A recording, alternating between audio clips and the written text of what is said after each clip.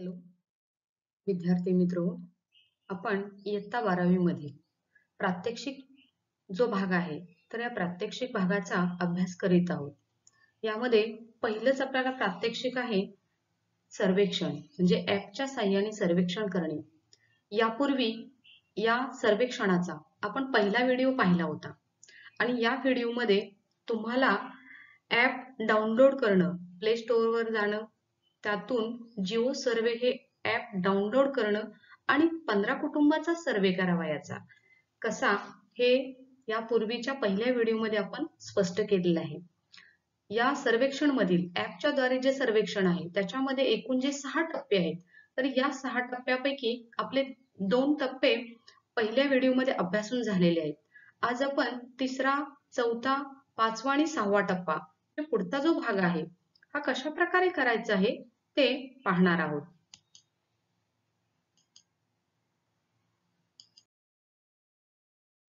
बघा, पहिल्या व्हिडिओ मधले थोडी उजळणी वजा मी तुम्हाला सांगते. विद्यार्थी कृतीमध्ये आपण काय केलं तर गुगलवर गेलो, प्ले स्टोअर मधून बालभारतीचे जिओ सर्वे ॲप हे डाउनलोड कसे कराल हे मी तुम्हाला सांगितले होते. तुम्ही ते डाउनलोड केले. जिओ सर्वे ॲप आल्यानंतर त्याच्यामध्ये बऱ्याच विद्यार्थ्यांनी काही 15 सर्वे पूर्ण केलेले आहेत, काही जण करत आहेत. तर हे 15 सर्वे कसे करायचे हे आपण या ठिकाणी पाहिले.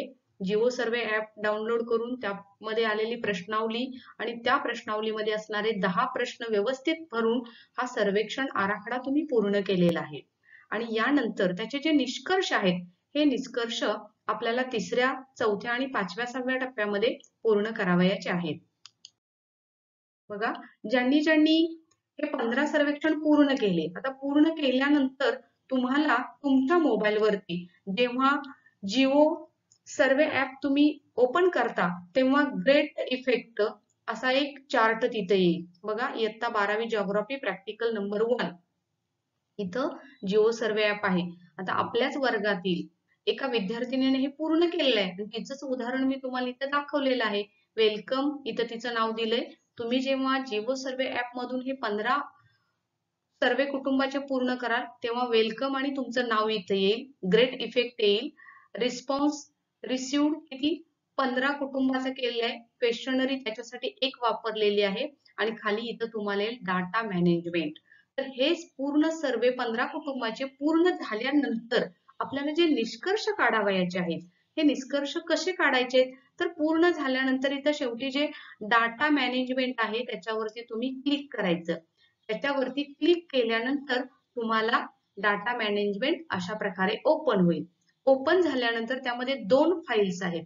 एक आहे एक्सेल फाईल आणि दुसरी आहे KML फाईल्स. आता जी एक्सेल फाईल आहे ही डाउनलोड करायची आपण, किंवा त्याच्या पुढे ईमेल दिले, तुमच्या ईमेल वरती ही तुम्ही पाठवू शकता. शेअर आहे, याच्यातून तुम्ही ती शेअर करू शकता. अगदी व्हॉट्सअपवर तुम्ही कुणालाही पाठवू शकता किंवा कुणालाही ती तुम्हाला शेअर करता येते. त्यानंतर जे खाली आहे KML file download email and share, तर KML ही जी फाईल आहे तर ही फाईल वापर करण्यासाठी किंवा आपल्याला तुम्ही केलेला सर्वे हे जर KM फाईलच्या द्वारे डाउनलोड करायचं असेल, ईमेल करायचं असेल किंवा शेअर करायचं असेल तर त्यासाठी तुम्हाला तुमच्या मोबाईलमध्ये गुगल अर्थ हे जे ॲप आहे ते ॲप डाउनलोड करून घ्यावं लागणार आहे. त्याशिवाय तुम्हाला गुगल अर्थ हे असल्याशिवाय KML याद्वारे ती फाईल तुमची डाउनलोड होणार नाही. तर आपण एक्सेल फाईल मध्ये हे केलं तर चालतं, म्हणजे दोन्हीपैकी एक कोणत्याही प्रकारची फाईल तुम्हाला डाउनलोड करून घेता येईल आणि सोपी आहे ती, म्हणजे एक्सेल फाईल आहे ती डाउनलोड करून ठेवायची आणि ईमेल, तुमचा जो ईमेल आहे त्याच्यावरती ती सेंड केली तरी चालते किंवा व्हॉट्सअपला ती तुम्ही शेअर करू शकता. तर अशा प्रकारे आपल्याला गरजेची आहे ती सगळ्यात महत्त्वाची एक्सेल फाईल आहे. तर ही फाईलचं तुम्ही संगणकावरती ओपन करायची आहे, म्हणजे ही फाईल संगणकावर घेणं आपल्याला आवश्यक आहे. कारण तुम्ही तयार केलेले जे 15 कुटुंबाचे सर्वे आहेत हे सर्वे एक्सेल फाईलच्या द्वारे तुम्हाला संगणकावर घेऊन त्याची प्रिंट काढणं गरजेचं आहे. कारण प्रिंट काढलं तर तुम्हाला त्या 15 कुटुंबामधील असणारी सर्व जी माहिती आहे ही माहिती उपलब्ध होईल, की ज्याद्वारे आपण पुढचे जे निष्कर्ष आहेत तर ते निष्कर्ष काढणे सोपे जाईल. जेव्हा तुम्ही संगणकावरती तुमची एक्सेल फाईल डाउनलोड कराल, डाउनलोड केल्यानंतर आपल्याला जे इथे मी सांगितले संगणकावरती ते घेणं आवश्यकच आहे. आणि तुम्ही जेव्हा एक्सेल फाईल संगणकावरती डाउनलोड कराल, तिथं उघडाल म्हणजे ओपन कराल, तेव्हा मायक्रोसॉफ्ट एक्सेल मध्ये ती उघडल्यावर तुम्हाला इथं आपण अशा प्रकारच्या दोन आकृती त्या दाखवलेल्या आहेत. म्हणजे आकृती क्रमांक 1.2 आणि 1.3. तर अशा दोन प्रकारच्या फाईल तुम्हाला त्या ठिकाणी उपलब्ध होतील. पहिल्या फाईलमध्ये तुम्ही सर्वेक्षण केलेल्या कुटुंबाची माहिती असेल. तुम्ही ज्या कुटुंबाचा सर्वेक्षण केलेलं आहे तर त्या कुटुंबाची सर्व सर्वेक्षणाची माहिती तुम्हाला उपलब्ध होईल. आणि दुसरी जी फाईल आहे तर त्या फाईलमध्ये म्हणजे तुम्हाला त्यांचे अनुक्रमांक, त्या कुटुंबातील व्यक्ती म्हणजे कशा प्रकारे त्याचा जो सहसंबंध आहे हे यावरून तुमच्या लक्षात येईल. तुम्हाला म्हणजे प्रतिसाद देण्यासाठी व्यक्तीचा अनुक्रमांक आणि त्या कुटुंबातील व्यक्तीचा अनुक्रमांक एकच ठेवण्यात इथं आलेला आहे.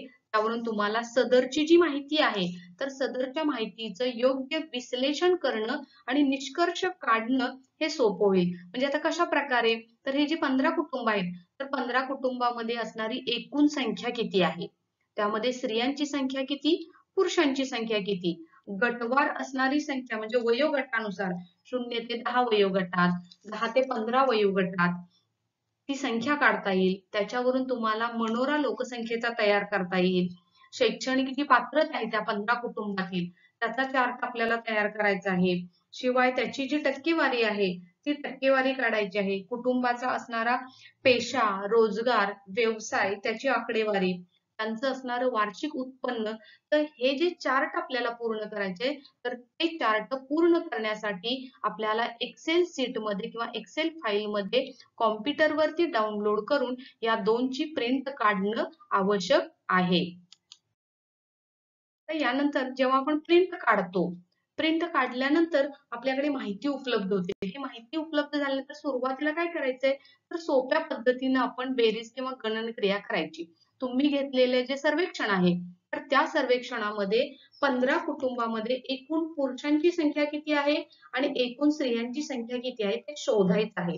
15 कुटुंबामध्ये एकूण स्त्री आणि पुरुष ही माहिती तुम्हाला मिळवल्यानंतर असा एक चार्ट खाली करायचा आणि त्याच्यामध्ये लिहायचं एकूण पुरुष, एकूण स्त्रिया, इतर मध्ये 0, टोटल तुमची असणारी त्या 15 कुटुंबातील संख्या किती आहे हे लिहायचं आहे. आता हे कशासाठी लिहायचं आहे, कारण या आकडेवारीवरून आपल्याला त्या 15 कुटुंबामध्ये असणारा जे लिंग गुणोत्तर आहे तर हे लिंग गुणोत्तर काढायचं आहे. या सूत्राचा खाली वापर करायचा. लिंग गुणोत्तर शोधण्यासाठी लिंग गुणोत्तर बरोबर स्त्रियांची एकूण संख्या भागिले पुरुषांची एकूण संख्या गुणिले 1000. अशा प्रकारे जर तुम्ही केलं तर याच्यावरून तुम्हाला त्या ठिकाणी असणारी त्या 15 कुटुंबामधील जे लिंग गुणोत्तर आहे हे लिंग गुणोत्तर तुमच्या लक्षात येईल. आता हे उदाहरण आपण जे घेतलेलं आहे तर पाठ्यपुस्तकामध्ये सोडवून दिलेले जे उदाहरण आहे तेच उदाहरण मी तुम्हाला इथं समजून सांगणार आहे पूर्ण. तर तेही त्या पद्धतीनं तुम्ही तुम्हाला मिळालेल्या माहितीचे आकडे इथे लिहायचे आहेत. पहा इथं एकूण स्त्रिया किती आहेत, आपण सूत्रामध्ये किमती घालायचे. स्त्रियांची एकूण संख्या भागिले पुरुषांची एकूण संख्या. स्त्रियांची संख्या किती आहे 27 आहे. तर पुढे आपण 27 घेतले, 27 भागिले पुरुषांची संख्या 26 घेतली आणि त्याला गुणिले 1000 हे घेतल्यानंतर आपण कॅल्क्युलेशन केल्यानंतर याचं उत्तर 1038 आपल्याला मिळतं. म्हणजे यावरून आपण या छोट्याशा चार्ट वरून आपण निष्कर्ष काढू शकतो की आपण केलेल्या 15 कुटुंबातील जो सर्वे होता तर यातील लोकसंख्येचे जे गुणोत्तर आहे तर 1038 आहे. म्हणजे दर 1000 पुरुषांच्या पाठीमागे स्त्रियांची संख्या ही 1038 आहे. म्हणजे लिंग गुणोत्तर जास्त आहे, लिंग गुणोत्तर चांगला आहे किंवा चांगल्या प्रकारचे असलेले आपल्याला आढळते. आणि याप्रमाणे तुम्हाला तुमची आकडेवारी इथं लिहून तुम्ही केलेल्या 15 कुटुंबातील सर्वेक्षणामध्ये लिंग गुणोत्तर किती आहे, स्त्रियांची संख्या दर 1000 पुरुषांच्या पाठीमागे किती आहे हे इथे पहिल्या ह्याच्यात काढायचं आहे. त्यानंतर दुसरं आहे ते स्त्री पुरुष वयोरचना. म्हणजे स्त्रियांची संख्या किती आहे आणि पुरुषांची संख्या किती आहे. तर सर्वेक्षित केलेले जे 15 कुटुंब आहेत तर या 15 कुटुंबातील सदस्यांचा तर आपण स्त्री आणि पुरुष एकूण संख्या काढली, पण ती वयोगटानुसार काढायची आहे, कारण त्या लोकसंख्येचा आपल्याला मनोरा तयार करायचा आहे. आणि हा मनोरा आपण जेव्हा थेरीचा अभ्यास करत होतो, लोकसंख्या भाग 1, लोकसंख्या भाग 2, हे आपण जी प्रकरण पाहिली तर त्याच्यामध्ये लोकसंख्येचे जे मनोरे आहेत ते लोकसंख्या भाग 2 मध्ये आपण लोकसंख्येचे मनोरे चांगल्या प्रकारे पाहिलेले आहेत. तर तशा प्रकारे आपल्याला लोकसंख्येचा मनोरा या ठिकाणी तयार करायचा आहे. त्यासाठी आपल्याला वयोगट दिलाय. वयोगट आहे असा लिहायचा आहे तुम्ही 0 ते 10, 10 ते 15 असा 60 पर्यंत, म्हणजे 60 पेक्षा जास्त इथं असेल. आणि स्त्री, पुरुष आणि एकूण, आता ही आकडेवारी आपल्या पाठ्यपुस्तकातली आहे, पण तुम्ही काय करायचे, तुम्हाला जे कुटुंब मिळालेली आहेत 15 कुटुंब, त्याच्यातील एकूण स्त्रिया किती आहेत हे शोधायचं आहे.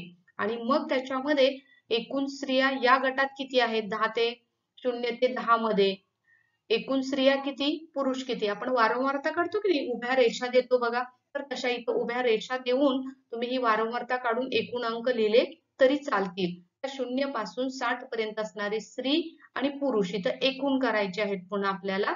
आणि ही संख्या आपल्याला स्त्रिया 0 ते 10 वयोगटामध्ये 4 स्त्रिया आहेत, पुरुष 0 आहेत, एकूण 4 आहेत. असा प्रत्येक वयोगटामध्ये असणारी संख्या किती आहे हे आपल्याला पुन्हा एकूण करायचं आहे. आणि यावरून आपल्याला निष्कर्ष काढायचा आहे आणि आपल्याला वयोगटाचा असा मनोरा तयार करायचा आहे. आता हा मनोरा तयार करताना कशा प्रकारे करायचा, तर ज्या पद्धतीने आपण आलेख तयार करतो तशा प्रकारे आपल्याला एक पायाभूत अशी एक रेषा आखायची, वरती असे उभे स्तंभ आखायचे 1-1 सेंटीमीटर अंतर घेऊन. मधल्या भागामध्ये हे जे सगळे वयोगट आहेत हे वयोगट इथं मधल्या भागामध्ये लिहायचे 0 ते 10, 10 ते 15, 15 ते 20, 20 ते 30, 30 ते 40, 40 ते 50, 50 ते 60 आणि 60 पेक्षा जास्त.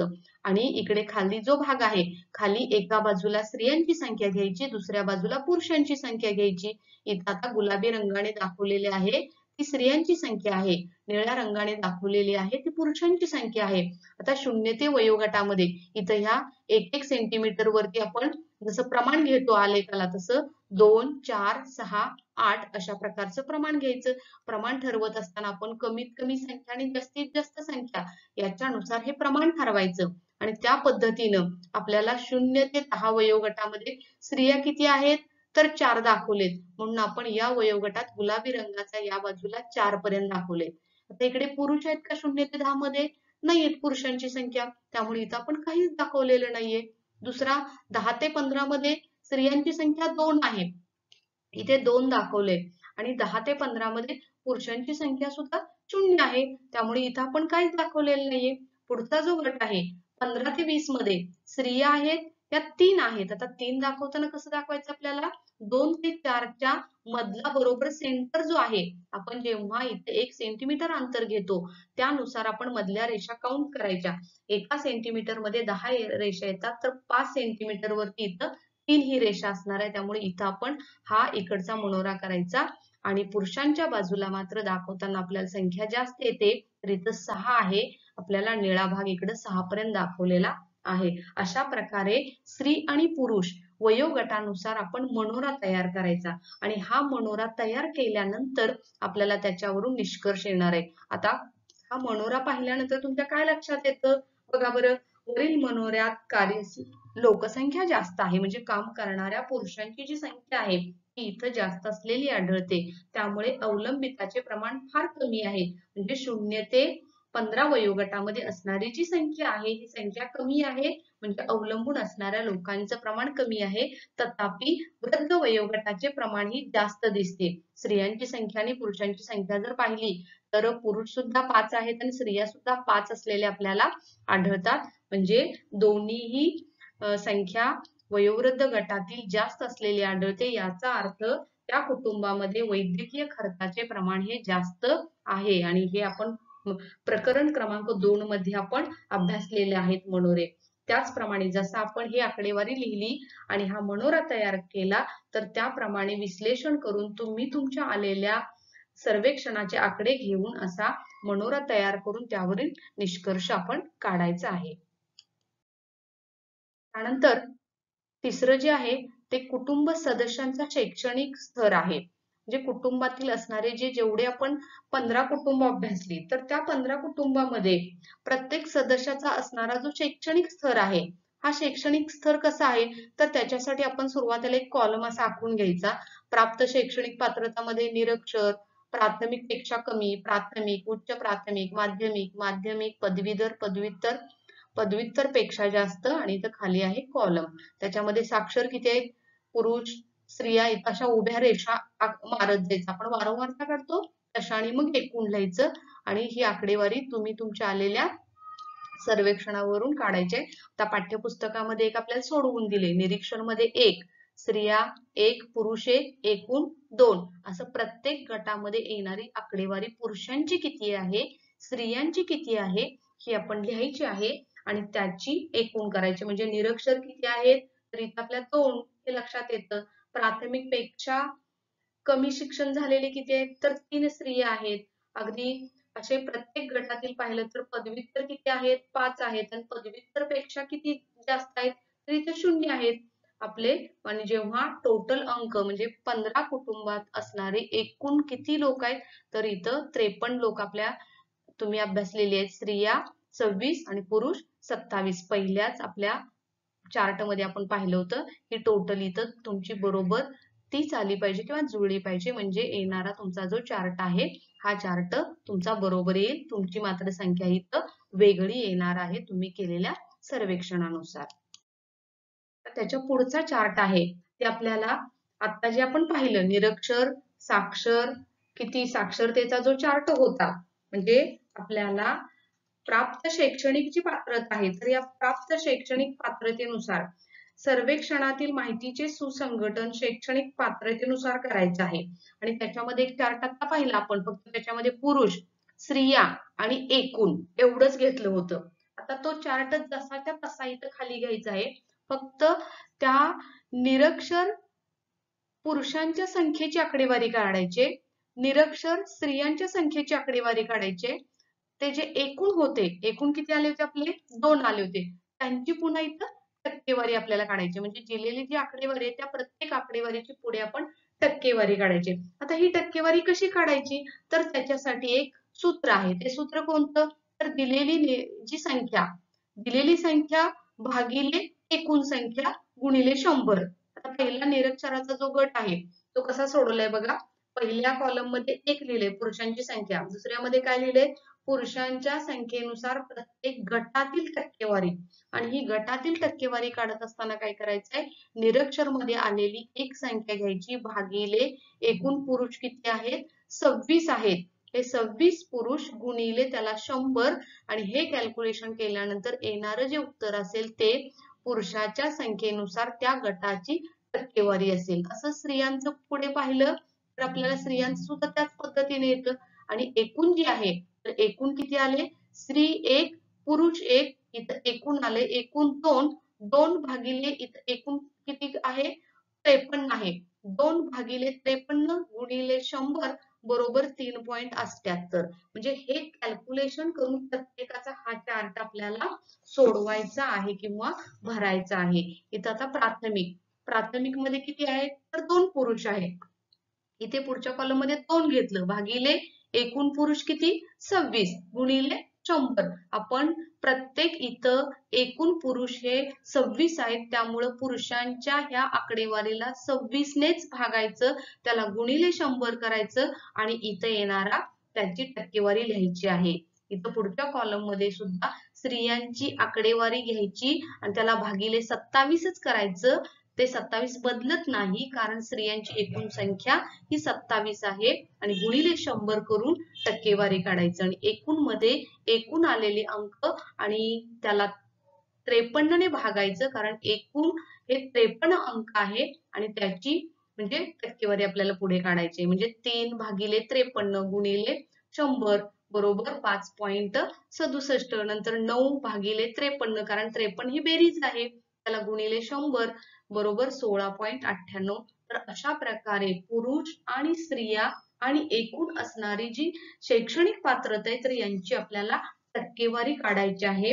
आणि त्या टक्केवारीनुसार आपल्याला जो जोड स्तंभालेख, संयुक्त स्तंभालेख जो आपण म्हणतो, तशा प्रकारचा स्त्री, पुरुष आणि एकूण असा संयुक्त जोड स्तंभालेख या ठिकाणी आपल्याला तयार करावयाचा आहे. इथं मी दाखवलंय बघा, आपण जी टक्केवारी काढली म्हणजे आपल्याला जे प्राप्त झालेली जी टक्केवारी आहे याचा आपण संयुक्त किंवा इतर उपयुक्त आलेख किंवा त्याला जोड स्तंभालेख आपण म्हणतो. तर तशा प्रकारे जोड स्तंभालेख काढायचे.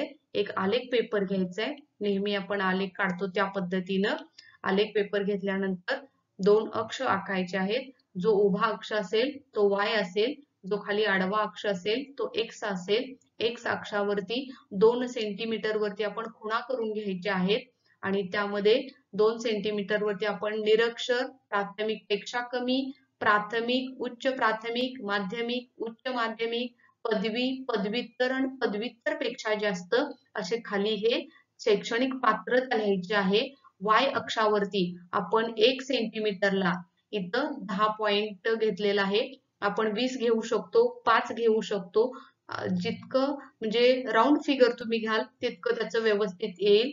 तर 5 घेतलं तर चालू शकतं, 10 घेतलं तर चालतं. तुमचे आलेले जे कॅल्क्युलेशन आहे तर त्या कॅल्क्युलेशन नुसार लहानात लहान संख्या आणि मोठ्यात मोठी संख्या शोधून त्यानुसार आपण इथं y अक्षावरती ही टक्केवारी घ्यायची आणि 1 सेंटीमीटर बरोबर आता इथे 10, 20, 30, 40, 50 ही टक्केवारी दिलेली आहे आणि त्यानुसार आपण इथं आलेख काढायचा आहे. म्हणजे इथे दाखवलंय बघा, निळ्या रंगाचा जो भाग आहे तो पुरुषांची टक्केवारी दर्शवतो. गुलाबी रंगाचा जो भाग आहे तो स्त्रियांची टक्केवारी दर्शवतो आणि इथं थोडासा जो ग्रे कलरचा आहे तो आपल्याला एकूण टक्केवारी दर्शवतो. तर ही आलेली जी आकडेवारी आहे आता जी आपण काढली की नाही कॅल्क्युलेशन करून, तर ती आकडेवारी टक्के इथं घ्यायची आणि त्यानुसार हा आलेख आपल्याला तयार करावयाचा आहे. तर हा आलेख तयार केल्यानंतर शैक्षणिक पात्रता पाहिल्यानंतर याच्यावरून आपल्याला निष्कर्ष काढायचा आहे. तो निष्कर्ष काय येतो तर सर्वेक्षणाच्या नमुन्यामध्ये जेव्हा आपण निष्कर्ष काढतो तेव्हा ह्या सर्वेक्षणामध्ये 3.78% लोक हे निरक्षर आहेत, परंतु पदव्युत्तर पदवीपेक्षा पुढील शिक्षण कोणाचेही झालेले नाही. सरासरी साक्षरतेचे जे प्रमाण आहे हे पुरुषांच्या मध्ये जास्त आढळतं. पुरुषांची साक्षरतेचे प्रमाण उच्च माध्यमिक स्तरावर सर्वात जास्त आहे. पदवी व पदव्युत्तर स्तरात ही पुरुषांचे प्रमाण किंचित जास्त आढळते.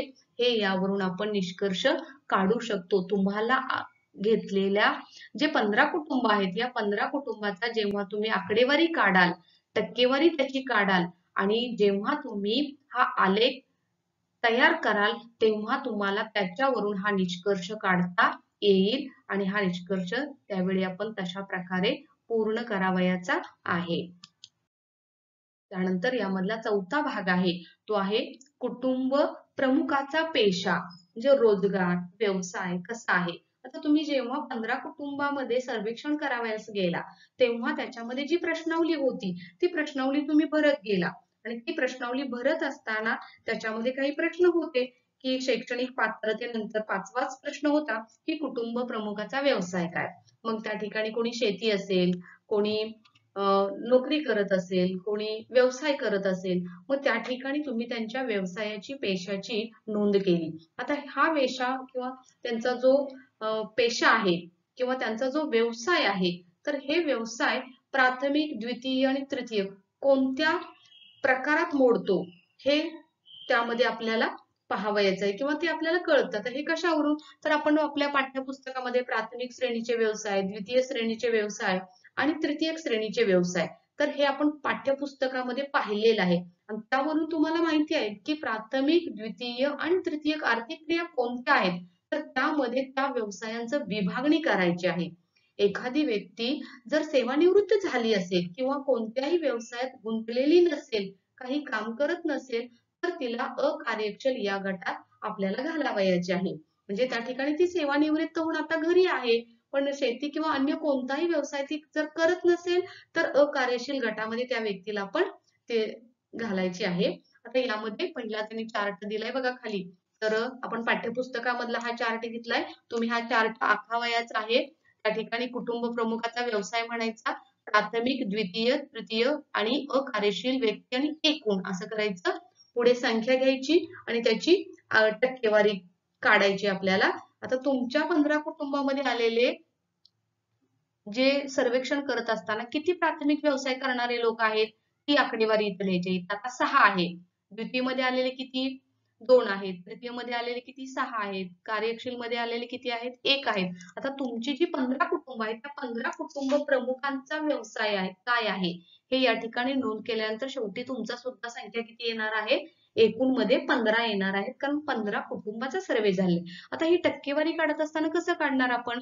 तर आपण मगाशी जी टक्केवारी काढली तशाच प्रकारे प्राथमिक व्यवसायामध्ये किती लोक गुंतले? तर 6. 6 भागिले 15 गुणिले 100 येणारी तुमची टक्केवारी इथं 40% तर अशी प्रत्येकाची टक्केवारी काढल्यानंतर त्या टक्केवारीची बेरीज केली तर तुमची या ठिकाणी 100 बरोबर येते, किंवा काही जणांची 99.98 येईल, काहींची 99.99 येईल, तरी पण ते म्हणजे अगदी 100%च्या जवळपास होतं. तर अशा प्रकारे कुटुंब प्रमुखाचा व्यवसाय, त्याची संख्या आणि टक्केवारी तुमच्या आकडेवारीनुसार काढायची आहे आणि त्याच्यानुसार निष्कर्ष काढायचा आहे. बघा, या आकडेवारीनुसार मी तुम्हाला निष्कर्ष सांगते की वरील आकडेवारीतून हे स्पष्ट होते की एकूण कुटुंबापैकी 40% लोक काय करतात? तर प्राथमिक व्यवसायामध्ये गुंतलेले आहेत आणि तृतीयक व्यवसायामध्ये गुंतलेल्या लोकांची जी संख्या आहे, द्वितीयमध्ये 13.33% लोक गुंतलेले आहेत,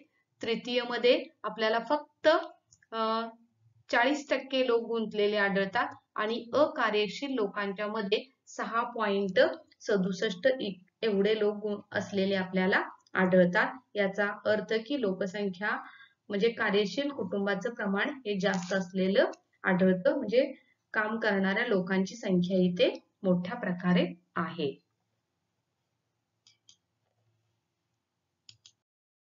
यानंतर पाचवा आपल्याला पुन्हा निष्कर्ष किंवा चार्ट तयार करायचा आहे. कुटुंबाचे उत्पन्न, तुम्ही जे 6वा प्रश्न सर्वेक्षण करत असताना भरलेला आहे बघा, कुटुंबाचे वार्षिक उत्पन्न, त्यामध्ये मिळालेली तुमची जी माहिती आहे, सांख्यिक माहिती, ती त्यामध्ये आपल्याला तयार करायचे आहे, त्याचा निष्कर्ष काढावायचा आहे. हा चार्ट तयार करायचा आहे असा.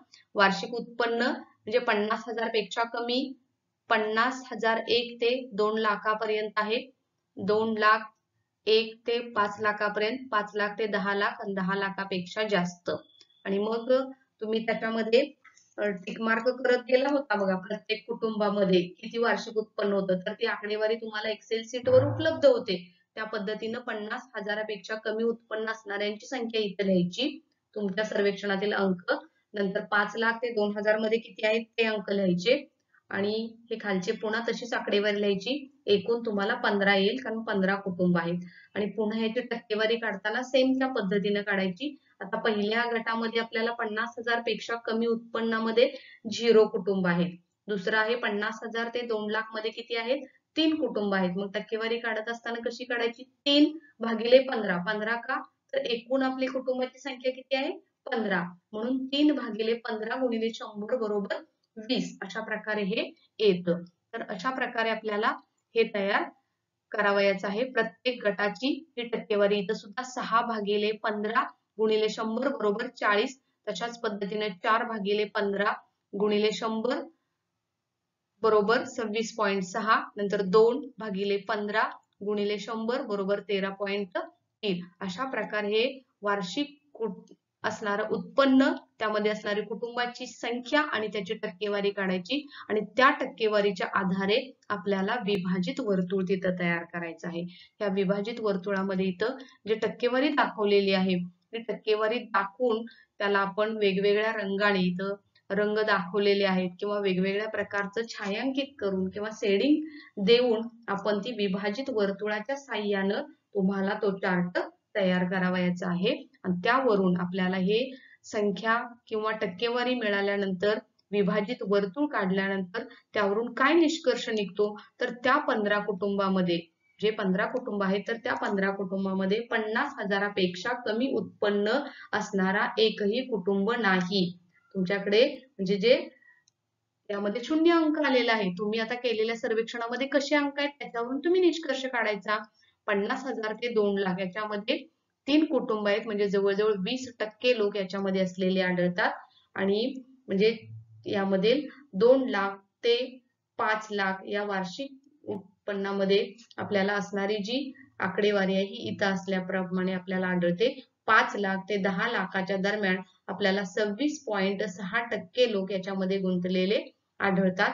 तर 10 लाखापेक्षा जास्त वार्षिक उत्पन्न असणाऱ्या लोकांची किंवा कुटुंबाची टक्केवारी 13.3% असलेली आपल्याला आढळते. म्हणजे हे आलेली जी तुमची आकडेवारी आहे हीच याच्यामध्ये निष्कर्षामध्ये लिहायची आहेत. मालकीच्या व भाड्याच्या घरात राहणाऱ्या कुटुंबांची टक्केवारी यावरून तुम्ही काढू शकता, किंवा वाहतुकीच्या साधनाच्या वापरानुसार लोकसंख्येची टक्केवारी अशा प्रकारे तुम्हाला काढता येईल, किंवा कुटुंबाकडे असलेले साहित्य जे आहे त्या साहित्यानुसार लोकसंख्येची आकडेवारी काढता येईल.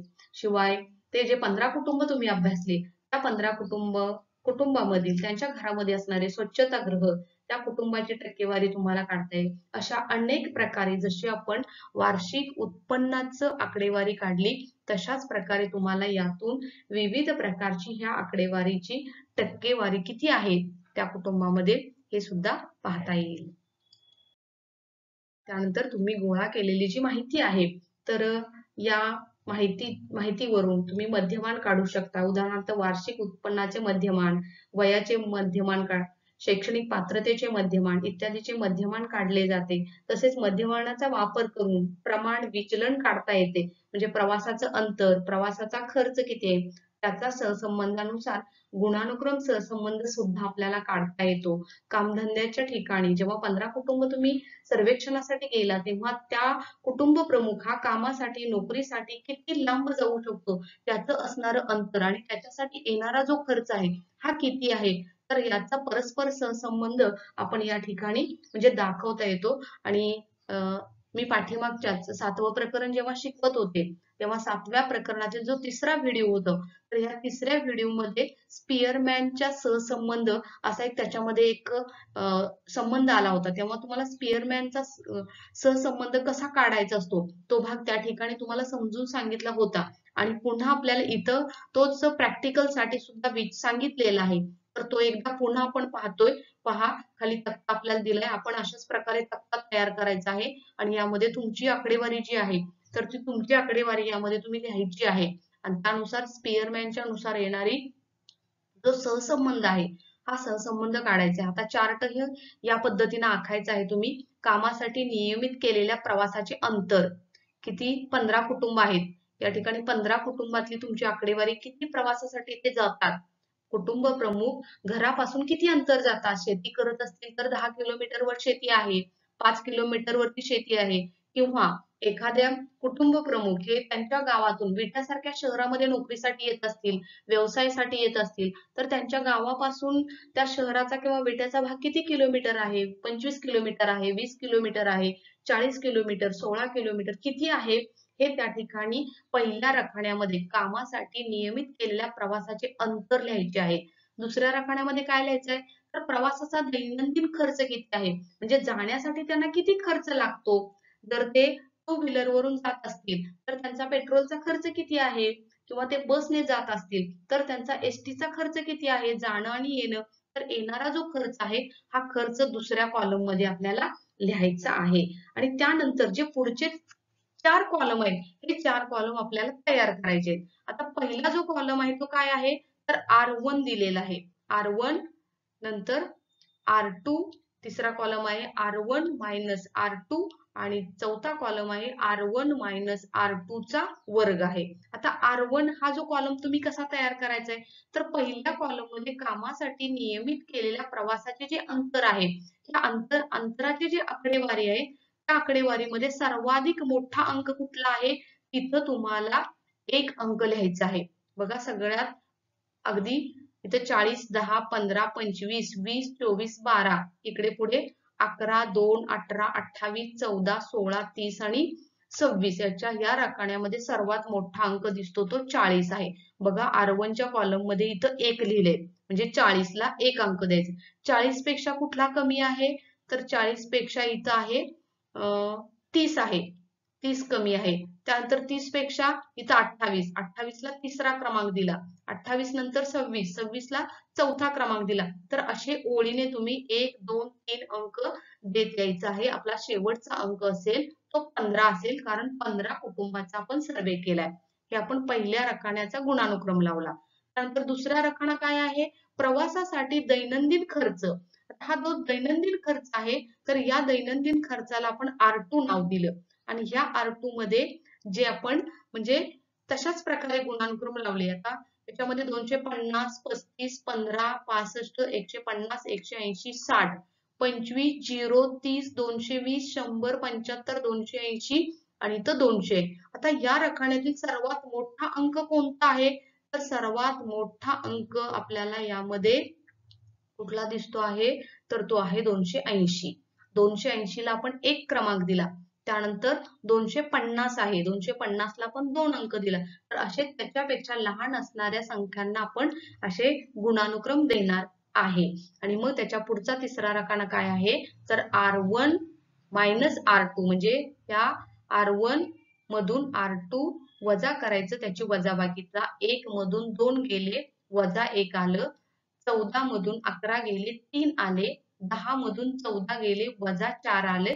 तर पूर्णपणे याची वजाबाकी करायची आणि पुढच्या कॉलम मध्ये R1 मायनस R2 चा वर्ग करायचा. म्हणजे 1 चा वर्ग 1, 3 चा वर्ग 9, 4 चा वर्ग 16, पुन्हा 4 चा 16, 1 चा 1. तर अशा प्रकारे त्याचा वर्ग करायचा आणि ज्या वर्गाचा जो कॉलम आहे, तर त्या कॉलमचा आपण बेरीज करायची. तर खाली दिले बघा, समेशन इज इक्वल टू 112 दिलेला आहे.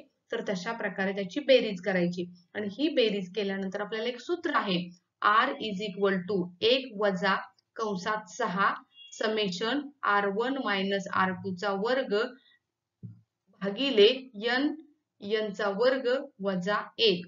आणि या सूत्रामध्ये आपल्याला किमती घालायचे आहेत. आता 6 गुणिले समेशन मध्ये काय आहे, R1 मायनस R2 चा वर्ग म्हणजे 112 मिळाले. 112 त्याचा भागिले करायचे 15. n म्हणजे नंबर्स किती आहेत, 15 कुटुंबाचे आहेत. 15 कंसात 15 चा वर्ग वजा 1 आणि हे कॅल्क्युलेशन केल्यानंतर आपल्याला उत्तर मिळतं 0.8.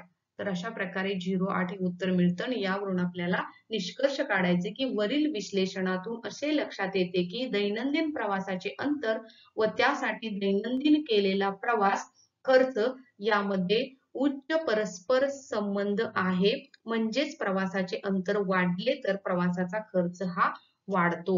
तर अशा प्रकारे तुम्ही तुमच्या 15 कुटुंबाचं प्रवासाचं अंतर इथं लिहायचं आहे, दैनंदिन खर्च आणि पुढचे हे रकाने लिहून कॅल्क्युलेशन करून त्याचा निष्कर्ष अशा प्रकारे आपल्याला काढता येईल. असं काढल्यानंतर हे आपलं 4 टप्पे इथं पूर्ण होतात. 5व्या टप्प्यामध्ये आपली जी फाईल आहे ही डाउनलोड करून घ्यायची आहे संगणकावरती. आपल्याला त्याच्यामध्ये गुगल अर्थ हे डाउनलोड करून ऍप घ्या. गुगल सर्च इंजिन वर गुगल अर्थ याची नोंद करून घेतल्यानंतर आपल्याला आपण केलेले जे सर्वे आहेत, तर हे सर्वे तुम्हाला पूर्णपणे त्याच्यामध्ये दिसतायत. तर फाईलच्या म्हणजे अशा प्रकारे KML फाईल जर ठेवली तर गुगल अर्थ आपण डाउनलोड करून घेतलं तर त्याद्वारे आपल्याला जगाच्या नकाशामध्ये आपण तुम्ही केलेले जे सर्वेक्षण आहे, तर हे सर्वेक्षण कशा प्रकारे कुठं केलं हे तुम्हाला त्यामध्ये दिसतं. आता जे सर्वेक्षण ज्यांचं पूर्ण झालंय ते एक मी इथं उदाहरण घेतलंय ते तुम्हाला सांगते. 6व्या टप्प्यामध्ये फाईल ही गुगल अर्थ उघडल्यानंतर तुम्हाला अशा प्रकारचा भाग दिसतो. तिथं तुम्ही त्याचा स्क्रीनशॉट काढून म्हणजे त्याचं प्रिंट हे काढून जरी घेतली तरी चालतं आपल्याला. तर ज्या ठिकाणी तुम्ही सर्वे केलेला आहे, ज्या प्रदेशामध्ये, ज्या गावामध्ये, ज्या कुटुंबाचा केलाय, तर इथे हे पिवळे छोटे छोटे जे स्पॉट दिसतात नकाशात, त्या कुटुंबाचा तुम्ही सर्वे केलेला आहे हे यावरून दिसतं. आता आपल्याच कॉलेजमधील एका विद्यार्थिनीचं हे पूर्ण झालेलं आहे आणि तिनं पूर्ण केल्यानंतर तिनं जेव्हा गुगल अर्थ हे ऍप डाउनलोड केल्यानंतर तिला अशा प्रकारे भारताचा नकाशा आणि इथं तिचं नावासह आलंय बघा, इथं तिनं सर्वे केले. हे जर तुम्ही झूम केलं जर पाहिलं तर इकडं जशी 15 कुटुंब दिसतात, तर तशा प्रकारे छोटे छोटे पिवळे तुम्हाला डॉट्स दिसतील की ज्या घरामध्ये तुम्ही तो सर्वे करावयास गेलेला होता. तर अशा प्रकारे तुम्हाला ही माहिती पूर्णपणे त्याद्वारे उपलब्ध होते आणि हे 15 कुटुंबाचा सर्वे झाल्यानंतर तुम्हाला हे निष्कर्ष काढावयाचे आहेत आणि अशा प्रकारे तुम्हाला तो मॅप सुद्धा दाखवायचा आहे, त्याची प्रिंट आपल्याला काढून घ्यायची आहे. अशा प्रकारे जो आपल्याला इयत्ता 12वी मधील जे पहिलं सर्वेक्षण आहे, पहिलं प्रॅक्टिकल जे आहे, तर हे सर्वेक्षण असं हे पूर्ण होतं किंवा हे पूर्ण करावयाचं आहे. धन्यवाद.